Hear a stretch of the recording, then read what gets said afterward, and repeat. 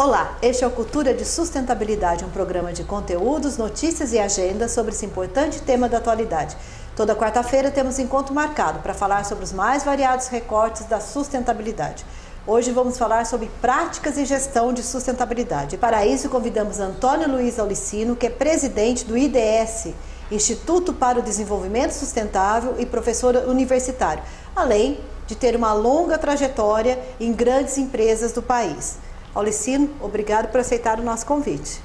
Obrigado pela oportunidade de a gente poder trocar uma ideia sobre a sustentabilidade, que é um valor, e sobre a gestão e como praticar a sustentabilidade. Aulicino, o programa de hoje é um tema muito interessante, porque a sustentabilidade é um valor, né? É um valor que, se não colocado em prática, nada acontece. Então vai servir para desmistificar algumas situações. E a primeira delas que eu te pergunto é a seguinte: você acredita em sustentabilidade sem gestão? Ou então, nesse caso, se reduz à retórica, ou pior ainda, fica apenas no campo das boas intenções? O que você tem a dizer sobre isso? Bom, primeiro, que a sustentabilidade é um valor da pessoa.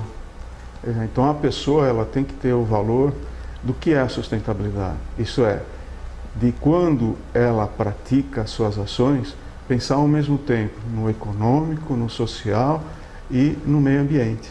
Quer dizer, aquilo que ela está praticando, que impacto vai ter no meio ambiente, se aquilo que ela está praticando pratica ou surge um benefício social, e também se ela, com que ela pratica, se ela tem um retorno também. Então, a sustentabilidade, para mim, é praticar as três dimensões ao mesmo tempo. Não dá para praticar uma sozinha, o econômico só, sem o meio ambiente ou sem o social. Então, na verdade, se você pensa em termos de gestão, em termos de empresa, aí sim, aí você tem o valor do que é sustentabilidade, aí você pode praticar numa organização, seja ela privada, do segundo setor ou do terceiro setor, ou seja ela pública do primeiro setor. Então, o que acontece? Eu, quando pratico dentro da organização, ou quando eu fui presidente do Grupo Eternit, como que nós praticávamos? Praticava da seguinte forma, quer dizer, primeiro, como que nós podemos minimizar o impacto no meio ambiente. Isso daí tinha que estar todo mundo, até o chão de fábrica, alinhado. Então, você formula a estratégia, desde que você tenha o valor, e aí alinha até o chão de fábrica. E depois você verifica se causa um benefício social. Se as ações que você pratica, você tem primeiro com os teus funcionários e depois com a comunidade. E o outro, se tem rentabilidade. Isto é, se a rentabilidade é maior do que o custo capital total da organização. Agora, se for terceiro setor, já não tem lucro, mas ela tem que praticar tanto social como minimizar os impactos do meio ambiente, mas também ela precisa de lucratividade, não em termos para distribuir os dividendos ou coisa assim, mas para aplicar dentro da própria organização do terceiro setor. E no caso do primeiro setor, que é público, a mesma coisa. Você tem que ter o pensamento social, causar o benefício social, não ter o impacto e proteger o meio ambiente, né, a biodiversidade, e você ter uma arrecadação que traga benefícios para a sociedade. Então, eu acho bem o exemplo que o John Elpton e o Peter Senge faz. Quer dizer, você tem a biosfera, que é a Terra, aí depois você tem a sociedade, a população, que não pode ser maior do que o disco da biosfera, que é a Terra, e depois você tem os negócios, que não pode ser maior do que o mercado. Então, quer dizer, os negócios ele tem que ser menor do que a população tem que ser menor do que o planeta Terra. Então, esse equilíbrio é que nós temos que praticar na gestão e como valor individual. Perfeito. Agora, sobre os modelos de gestão para que a sustentabilidade aconteça na prática. São muitos, né? Se você for olhar os MBAs que tem o nome sustentabilidade nos cursos, são vários, é uma infinidade, né? Mas como que a gente pode identificar, ou melhor, formulando a pergunta, qual o principal atributo que o modelo de gestão em sustentabilidade deve conter, na sua opinião? Na minha opinião, primeiro começa das próprias academias, academia no sentido da universidade, ou da faculdade, ou de quem ministra as disciplinas do MBA. Primeira coisa, as disciplinas elas têm que ser interdisciplinar. Ela não pode ser disciplinar, ela não pode ser departamentalizada, como acontece nas universidades. As universidades são departamentalizadas.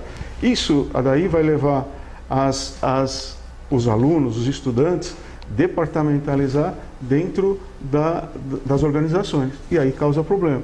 Então, primeira coisa, tem que ser interdisciplinar. Então, significa o seguinte, que todas as áreas, que todas as disciplinas do MBA têm que conversar. Os professores têm que saber o que um está dando para o outro e aí ter uma integração das disciplinas. Depois, você tendo a integração das disciplinas, aí você provoca a integração dos alunos e professores e a própria MBA em si. E depois ser transdisciplinar é ir para fora do muro do MBA, ir para a comunidade, para a sociedade.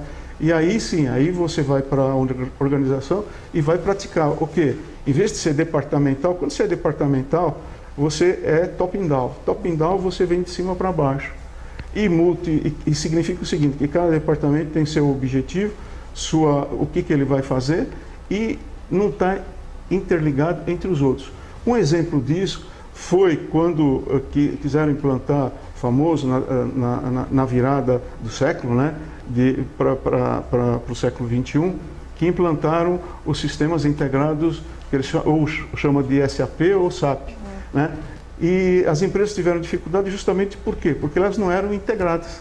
Perfeito. Então, quando nós não tivemos problemas, por quê? Porque nós já éramos integrados. Então, a gente já trabalhava todos os departamentos integrados. Então, nós não tivemos problema. E por isso que nós tivemos facilidade de implementar as outras dimensões e ser sustentável. E aí, ser transdepartamental e para fora dos muros da empresa é mais simples.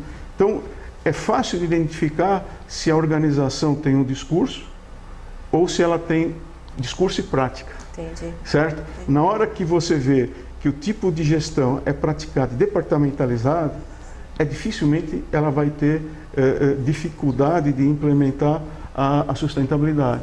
Se ela é interdepartamental, é mais fácil. E se ela é trans, é mais fácil ainda. Porque como é que você vai implantar o transdepartamental fora dos muros da organização se as áreas internas não se conversam, não estão integradas? A partir do momento que elas estão integradas, fica fácil de falar com a comunidade, com o local e com as outras organizações. Com a sua fala fica claro que é uma questão cultural mesmo, né? Da cultura da empresa, a cultura da sustentabilidade. Então, a pergunta que eu vou fazer para você responder logo depois da vinheta que eu vou chamar é o seguinte: como que estão as empresas brasileiras em relação à questão dos modelos e prática de sustentabilidade? Elas estão tendo essa visão sistêmica? Elas estão, como você disse, apenas no discurso ou elas estão no discurso e na prática? Mas isso você responde daqui a pouquinho. Eu vou chamar a vinheta Benchmarking Brasil, que fala sobre o selo de sustentabilidade que há mais de uma década certifica os detentores das melhores práticas de sustentabilidade. Empresas e gestores com boas práticas, o Benchmarking Brasil foi feito para vocês. Vamos assistir. Benchmarking Brasil, os legítimos da sustentabilidade. Junte-se aos melhores da gestão socioambiental brasileira e concorra ao ranking dos detentores das melhores práticas de sustentabilidade. Mais de 100 empresas certificadas e mais de 250 cases selecionados para integrar o maior banco de práticas de sustentabilidade do país. Inscrições de cases de março a maio. Mais informações no site benchmarkingbrasil.com.br. Aulicina, esse é um programa de utilidade pública e nós temos muitos quadros que eu vou chamando ao longo da entrevista, levando informações e dicas. E um dos quadros chama-se Minuto Cidadão, sempre trazendo uma informação do interesse do cidadão, alguma dica de cidadania, porque cidadania e sustentabilidade caminham juntas. Vamos assistir. Olá, você sabe o que é impostômetro? Impostômetro é uma ferramenta que contabiliza todos os tributos arrecadados no país, em todas as esferas, União, Estado e município. O Brasil tem uma das cargas mais elevadas de tributos do mundo, chegando um total de 37% do PIB. O impostômetro, ele faz toda a contabilização desses impostos e ele fica disponível na Associação Comercial de São Paulo, na cidade de São Paulo, localizado bem no centro. E para você fazer esse acompanhamento, também tem um site que em tempo real passa todas essas cifras. É o impostômetro.com.br. Só para você ter uma ideia, no ano de 2012 foi arrecadado 1,5 trilhão de imposto, tendo um aumento de quase 3% em comparação de 2011. Então vamos fazer esse acompanhamento e verificar qual que é o valor dos impostos arrecadados em nosso país. Minuto Cidadão, levando informação até você. Bom, voltando à nossa entrevista, Aulicina, a pergunta que eu fiz antes das vinhetas era em relação ao discurso e prática das empresas. Como que você classifica as empresas brasileiras em relação à sustentabilidade? Estão no discurso ou estão no discurso e na prática? Existe convergência entre uma coisa e outra? Então, respondendo à pergunta, primeiro nós temos que ver qual a razão da situação atual. Então, por que pode ter a maioria das organizações ainda não praticar a sustentabilidade, ou ver a sustentabilidade só como meio ambiente e não como as 3 dimensões ao mesmo tempo, quer dizer, a social e o econômico integrado. Primeiro, lembrar que nós viemos de uma cultura de colonização, de exploração, de extrativismo. Então, gerou uma sociedade apática, desorganizada e dependente do Estado. Então, isso significa que os 300 primeiros anos foi isso que aconteceu muito forte. Depois, com a proclamação da República, o Brasil começou a se desenvolver. Mas ainda permanece o traço cultural desses primeiros 300 anos. Se compararmos com os Estados Unidos, que ele começou a ser povoado a partir de 1606, na Virgínia, depois de 100 anos de que nós fomos descobertos, aí você verifica que há uma colonização de povoamento, onde a sociedade ela é participativa, mobilizada e independente do Estado. Então, a sociedade americana está nesse patamar como o primeiro mundo, ou o país mais desenvolvido do mundo, justamente por causa disso. A mesma coisa acontece com a Austrália, com a Nova Zelândia, com o Canadá. Agora nós, que fomos descobertos antes e tivemos uma colonização de exploração, aí tem alguns reflexos. Então, nosso empresariado ainda é dependente do Estado, ele não é independente, tanto é que as nossas leis, você pega, por exemplo, a 866, qualquer coisa, ela tem um poder muito forte, ela centraliza um poder forte junto às empresas que querem fazer trabalho junto ao governo. Então, isso mostra que tem uma força bem grande. Então, como que a gente pode romper isso? Quer dizer, primeira coisa, é chamado que normalmente os países são comparados no seu desenvolvimento, o índice de produtividade total dos fatores. O que significa isso? Significa que um país é visto no seu desenvolvimento, tanto em termos macroeconômicos, em termos de políticos, né? e em termos de investimentos. E aí vem o mercado de capitais e o mercado de trabalho. No mercado de capitais você tem o investimento físico, enquanto para ter esse investimento físico você tem que ter a competência humana, que alguns economistas chamam capital humano. Pessoas eu não posso chamar de capital ou recurso, porque você não pode colocar de um lado para o outro, que são pessoas com vontade própria. Então você chama de competência. A competência humana, ela precisa do conhecimento, das habilidades e das atitudes. O Brasil, por causa disso, o índice de produtividade total dos fatores está muito abaixo. Em 75 era 1,07, considerando os Estados Unidos como um ponto de referência 1. Depois ela foi caindo para 1,02, depois para 0,80 e em 2000 está 0,73. Então, como é que você pode fazer investimentos se você não tem pessoas competentes? Para mim, foi o que aconteceu com a Petrobras agora. Quer dizer, o que aconteceu? Tinha que fazer investimento em plataforma, tinha que fazer investimento em navios e deu problema. Por que deu problema? Porque não tinha pessoas capacitadas. E como quis gerar emprego, mas gerou emprego para o Brasil, mas sem pessoas com competência. Lembrando que competência é conhecimento, habilidade e atitude. E aí, o que aconteceu? Aí deu esse problema que deu na Petrobras e gerou esse problema que está acontecendo no Brasil. Enquanto a China teve um PIB de 7,2 e a Índia um PIB de 5, nós tivemos um PIB de 0,9, justamente porque falta competência para nós. Então, o problema hoje não é mais discutir capital e trabalho. Por exemplo, se a Coreia ficasse no capital e trabalho, ela estaria no mesmo nível do Brasil no que se refere ao índice de produtividade total dos fatores. Mas como ela incrementou o conhecimento, ela descolou totalmente de nós. Então ela está lá na frente em termos de conhecimento, enquanto que nós estamos estáticos. Porque nós ficamos preocupados com capital e trabalho. Hoje nós já estamos muito avançados nisso, no capital e trabalho. Então nós precisamos gerar o quê? Conhecimento. Então, investir bastante no nosso ensino fundamental, que está fraco, no nosso ensino médio, e as nossas universidades são muito teóricas. Então tem que ser mais prática. Então, a universidade, o que ela é? Ela é pesquisa básica e pesquisa aplicada. E da pesquisa aplicada você gera a extensão. Então é um tripé. Da extensão você tira experiências para ensinar. Então que tripé que é? É o ensino, pesquisa e extensão.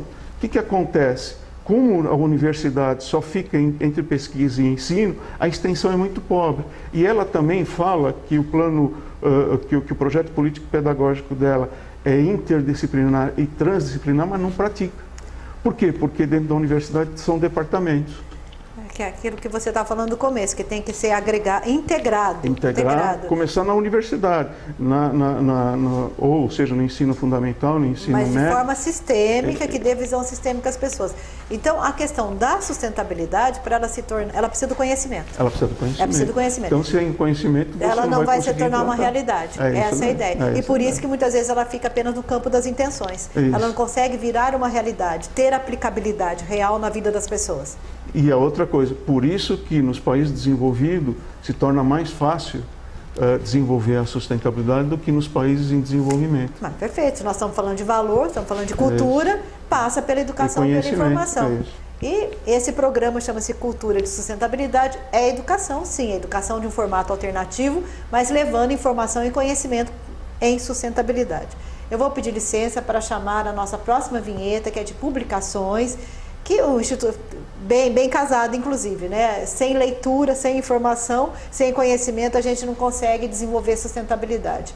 As publicações do Instituto Mais são todas na área da sustentabilidade, temos e-books, temos livros, temos revistas, a maioria deles gratuito. Alguns deles você tem que adquirir, basta entrar no site que aparece na tela que vocês têm todas as informações. A revista Benchmarking, que tem artigos técnicos, entrevistas e depoimentos, são distribuídas gratuitamente em nossos eventos. Vamos assistir. Revistas, livros, guias e e-books. Revista Benchmarking. Série Benchmais. E-books, black books e guias. Conteúdos avançados para a atualização em educação e práticas de sustentabilidade. Mais informações no site institutomais.org.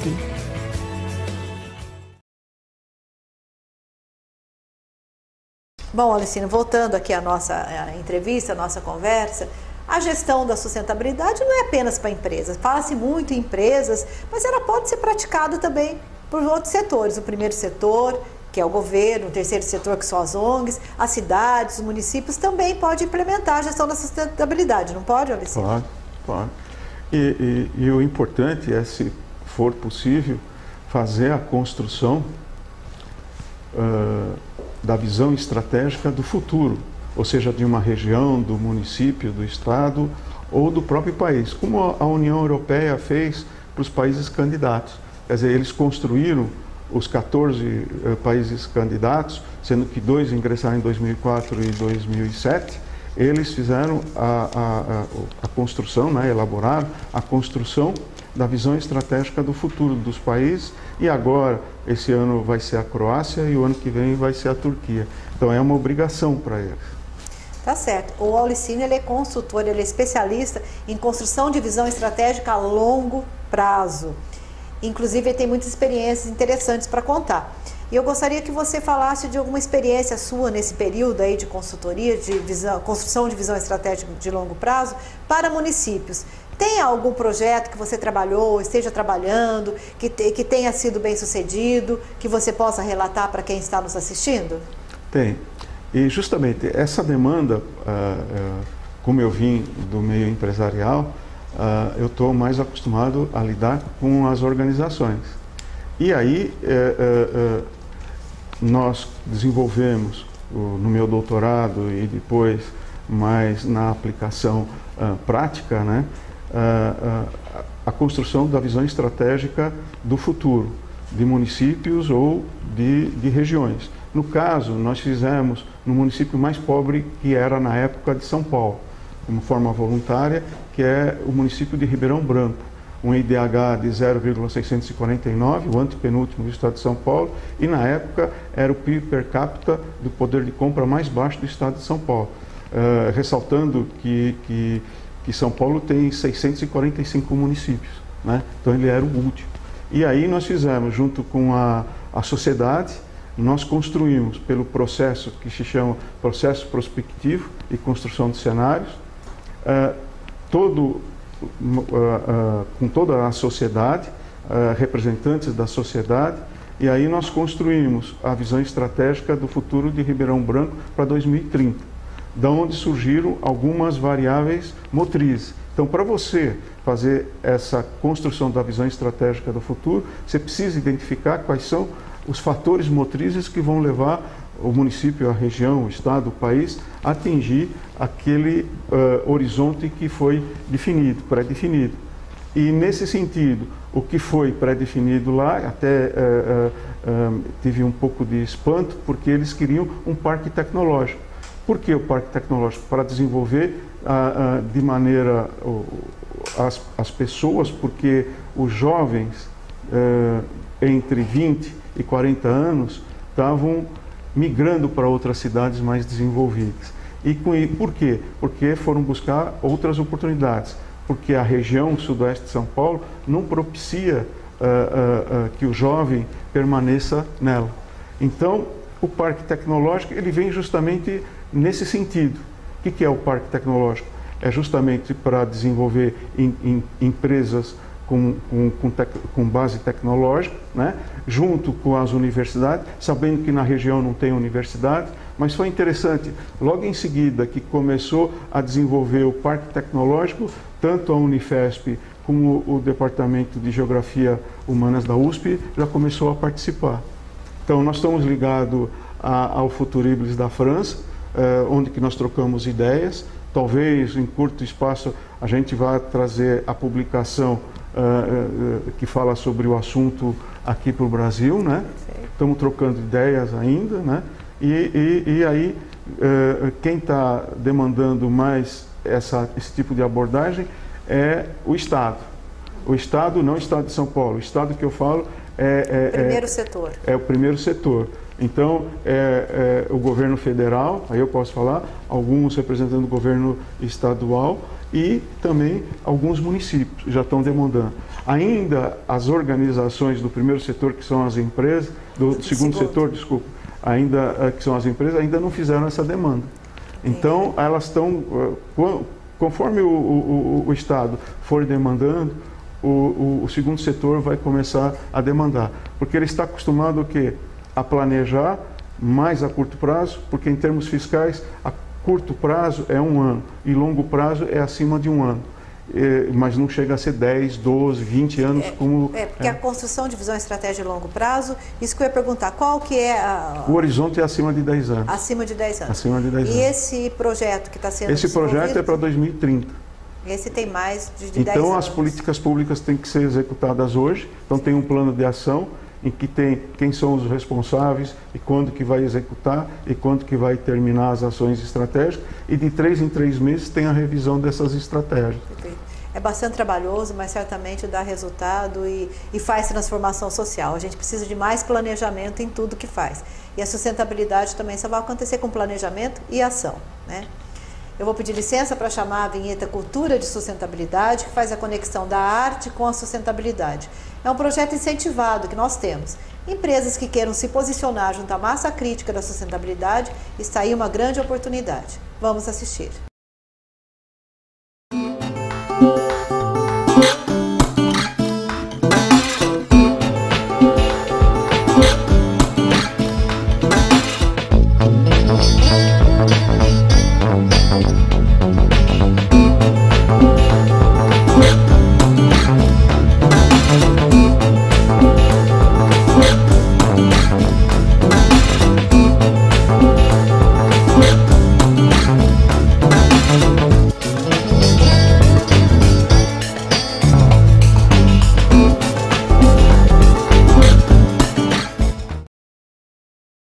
Bom, Aulicino, está na hora do nosso próximo quadro, que chama-se Virando do Avesso, que é um quadro de educação ambiental que ensina as pessoas a transformarem um novo produto aquilo que seria descartado. Vamos ver a dica de hoje do Virando do Avesso.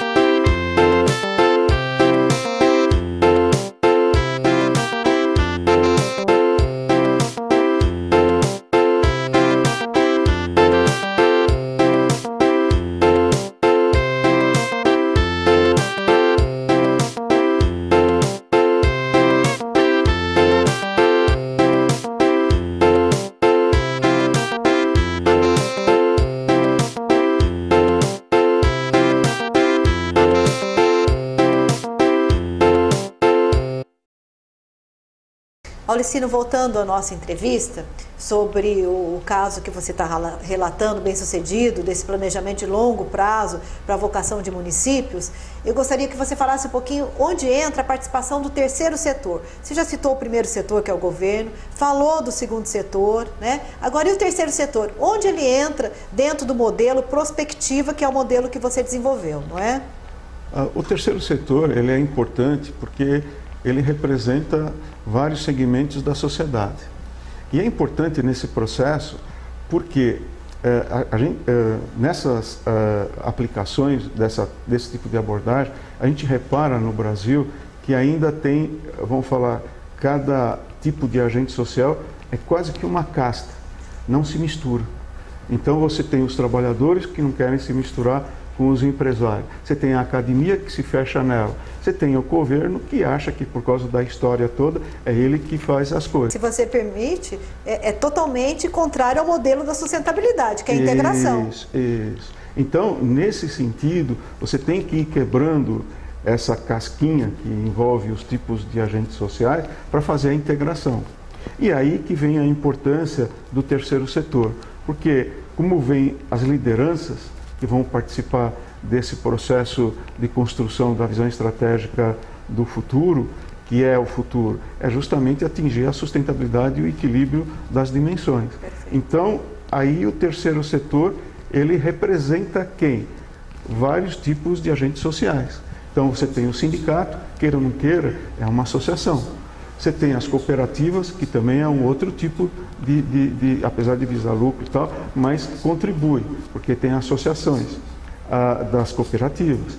Aí você tem o próprio parque tecnológico, para você implementar as ações, é uma associação. Então você tem associações de bairro, associação comercial, associação das indústrias, é tudo terceiro setor. Então você tem as federações, a Federação da Indústria, ou o CIESP, e aí você tem todos integrados para poder construir essa visão estratégica do futuro. Então eu diria que na construção e na execução, o terceiro setor ele se torna muito mais importante. Nós podemos entender, dentro desse raciocínio, que o terceiro setor é uma espécie de argamassa que une todos os jogadores, todos os atores sociais envolvidos no processo? Ele é, e se, por exemplo, no momento, na prática, faltar, você cria uma associação que faz essa articulação e a integração e a argamassa. Então, se, por exemplo, tanto no extremo sul da Bahia, quando nós desenvolvemos a Associação Costa das Baleias em Abrolhos, ela foi a argamassa dos municípios, dos 5 municípios para desenvolvimento do polo turístico Costa das Baleias. A mesma coisa em Ribeirão Branco, para poder agregar todos os tipos de agentes sociais, foi criado o Parque Tecnológico, que ao mesmo tempo é uma associação, e ao mesmo tempo dentro dessa associação foi criado o Parque Tecnológico de Ribeirão Branco. Perfeito. Olicina, eu vou pedir licença para chamar o quadro um quadro que nós temos que chama-se Pegada Jovem, que é muito interessante. É uma dupla de jovens que vai até as ruas perguntar o que o jovem pensa sobre o tema que nós estamos debatendo aqui em estúdio. O tema que nós estamos debatendo em estúdio é um tema gerencial, profundo, de embasamento para políticas públicas, inclusive, e políticas de longo prazo nas empresas, né? Vamos ver o que o jovem pensa sobre isso. Você acha que sustentabilidade tem alguma coisa a ver com gestão de empresas? Será que a galera jovem está por dentro disso? Vamos saber? Você já ouviu falar em gestão sustentável? Não. Já. Sabe o que é isso? Não muito bem. Já ouvi falar sim. Mas tem uma noção que seja? É gerir os recursos de forma a não atrapalhar o meio ambiente. Sim. E você, pra você o que é? Basicamente isso mesmo.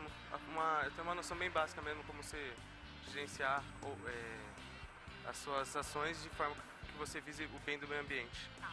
E vocês acham que uma empresa que tem que se preocupar com lucro, dá ao mesmo tempo para se preocupar com o meio ambiente, em gerar menos impacto, em produzir menos resíduos? Tem toda aquela questão de... A empresa pode comprar cotas, eu não sei, de meio ambiente para plantação de árvores também, né? Que pode estar ajudando o meio ambiente, de forma meio que apaziguar o dano que ela causa, né, para o mesmo. É obrigação de toda a empresa cuidar do meio ambiente, principalmente as que são grandes indústrias assim que são mais poluentes. Eu acho que elas têm que cuidar do meio ambiente, sim. É o lugar que a gente mora, não pode deixar estragar assim do nada. Porque através de reciclagens ela tem mais lucros do que o normal e ainda ajuda o meio ambiente. Bom, vamos ver a agenda cultural de hoje, que sempre traz dicas e informações sobre eventos que acontecem na cidade de São Paulo, que tenham como foco a questão ambiental ou de responsabilidade social. E também, na sequência, vamos ver como foi o nosso último encontro técnico. Vamos assistir. Atualização em práticas de sustentabilidade. Temas relevantes debatidos por especialistas e lideranças em sustentabilidade. Mais a apresentação de cases benchmarking certificados na última edição realizada. Participação gratuita com emissão de certificado pela internet. Inscrições pelo site. Aproveite e reserve já sua vaga. Bom, Olicina, estamos chegando aqui ao final da nossa entrevista. Eu gostaria que você respondesse a seguinte questão, né? O que nós podemos esperar em relação às tendências gerenciais futuras para os 3 setores, para o primeiro, para o segundo e para o terceiro setor, nos próximos 5 anos? Qual que é a previsão que você faz sobre o tema de hoje, sustentabilidade, práticas e gestão? Então, como gestor, que é o meu forte, né, falar do futuro é você falar, para mim, é construir o futuro. Então, falar o que vai acontecer nos próximos 5 anos, se eu falar qualquer coisa, eu estou sendo adivinho. E o futuro são incertezas, né? Então, como gestor, eu gerencio as incertezas e não adivinho o futuro. Agora, o que vem vindo, o que a gente pode falar de tendências, né? Mas na construção da visão estratégica do futuro, o que a gente faz também são rupturas, e aí gera inovação. No caso de tendências, não de rupturas de inovação, o que acontece? Se ficar do mesmo jeito que vem vindo, principalmente as organizações, e que vem como sustentabilidade, a palavra da moda, ou que é só ambiental, aí vai ter problema e o gestor não vai ver o quanto que ele poderia ter de retorno se ele aplicasse o conceito da sustentabilidade. Repetindo, o conceito da sustentabilidade é a dimensão do meio ambiente, quer dizer, aproveitar bem os recursos, não desperdiçar. Então, se ele não desperdiçar, ele já vai ter um ganho no custo. Pensando nas pessoas, sabendo que numa organização, seja ela primeiro, segundo, terceiro setor, é motivá-las e se preocupar com o comportamento para ela estar sempre motivada. E com a comunidade onde você está. E, se for o segundo setor, empresa, lembrar que a rentabilidade na parte econômica tem que ser maior do que o custo total de capital. E no governo, fazer uma arrecadação que traga benefício para a sociedade e para a população. E se for terceiro setor, quer dizer, ter recursos financeiros para que ela possa tocar o que ela necessita, né? Então, nesse sentido, se isso começar a ter, ou se vier uma pressão de fora muito forte, nós vamos ter que se adaptar rapidamente. Então, eu diria que é melhor nós nos adaptarmos tranquilamente, fazer um planejamento de longo prazo. Por isso que o planejamento de longo prazo para a sustentabilidade é importante, porque você vai construir a visão estratégica de um futuro sustentável. Perfeito. Com as 3 dimensões. Perfeito. Então, eu vejo que isso, principalmente do lado do Estado, está muito forte. Do lado do segundo setor, ainda está caminhando. Não sei se daqui 5 anos o segundo setor vai chegar onde que nós queremos. Mas eu vejo o primeiro setor muito mais forte, com apoio do terceiro setor. E o primeiro setor, ele fomenta, ele incentiva, ele alavanca, né? Ele consegue direcionar, né, com políticas públicas e tudo mais. E o terceiro setor, como o Instituto Mais, aqui está fazendo a sua parte, levando informação para que você, cidadão, possa fazer a pressão desejável, né? Mas não importa se é primeiro, segundo ou terceiro setor.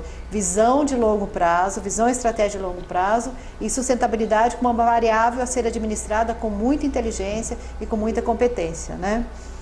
Aulicino, eu gostaria que você deixasse suas palavras finais, inclusive um site que as pessoas pudessem, né, saber mais sobre o Instituto para o Desenvolvimento Sustentável, falasse um pouquinho sobre o Instituto para o Desenvolvimento Sustentável e como que as pessoas podem saber um pouquinho mais sobre ele. Nesse sentido, o Instituto para o Desenvolvimento Sustentável, ele já colocou um foco que a consciência constrói o futuro. Então, a consciência para construir o futuro no sentido da sustentabilidade. Quer dizer, esses 3 faixas que seguem representam cada uma das dimensões. Elas se integram e, se integrando, ela constrói um futuro melhor. Então, é nesse sentido que nós trabalhamos. Perfeito. O site está aparecendo na tela para as pessoas que querem conhecer um pouquinho mais sobre o Instituto para o Desenvolvimento Sustentável. Agradeço muito ao Aulicino, que é um consultor especializado em visão estratégica de longo prazo, uma trajetória brilhante, né, em grandes empresas, e que compartilhou aqui conosco nessa meia hora de conversa o seu conhecimento sobre sustentabilidade, práticas e gestão. Muito obrigada, viu, Aulicino? Obrigado pela oportunidade, obrigado de falar da construção da visão estratégica do futuro e o que puder colaborar, nós estamos fazendo o possível para te ajudar. Eu agradeço muito. E você, internauta, que nos assistiu até este momento, também obrigada.